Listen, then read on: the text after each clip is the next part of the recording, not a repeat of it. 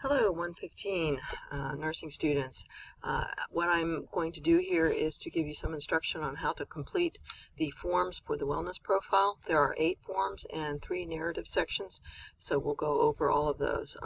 The reason I'm doing this is so that you have a record of how to complete each of the forms. Since there are so many in the past, students have gotten confused about, how to do this or how to do that. So by providing this screencast for you, you will have a way to review how to complete each of the forms. So we're going to start with the 2 nutrition forms that you need to complete. This one is the basically the nutrition log for your client, and you will need 2 days worth of information. So when you meet with your client, go ahead and ask them to write down everything they eat and drink and how many times they use the bathroom over a 2-day period.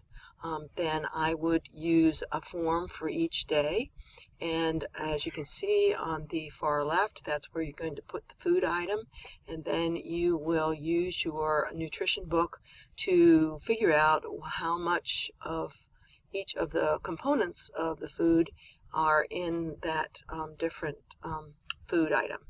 So it is labor intensive, but it's also a very valuable exercise. You will probably be surprised, and it will certainly give you a good overview of this client's nutrition status. So once you fill out all of the items, I'm scrolling down here to the bottom of the form, you will then need to complete what the recommended daily allowance for each of those items is, and that also is in your nutrition book.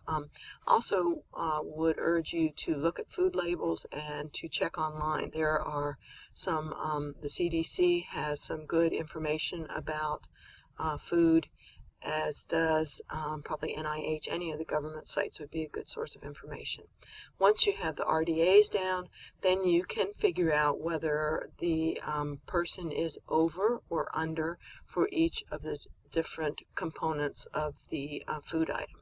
And so you will note, say they are, 3 milliequivalents over for calcium. Then you would put +3 for calcium. And that is the first form. And again, 2 days worth of data, and you need both food and drink, what they drink, as well as output. And you don't need, obviously you're not going to be able to measure their output, but you can write down the frequency, how many times they voided, how many times they had bowel movements during the 2 days. Okay, so that's the first form. The second form is the where you're going to analyze the data that you have collected and write down your recommendations. In the far left column, you will write down why this particular item is important to our health. The next column is what sources of food are rich in that particular nutrient. Say, for instance, you're talking about calcium. We all know that dairy products, milk, cottage cheese, yogurt are rich in that particular nutrient, or leafy green vegetables.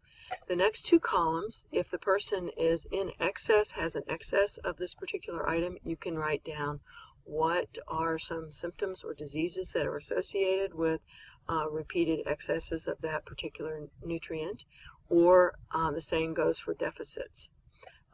If the person does have an excess or a deficit, this column is where you're going to recommend modifications to their diet to better meet the RDAs.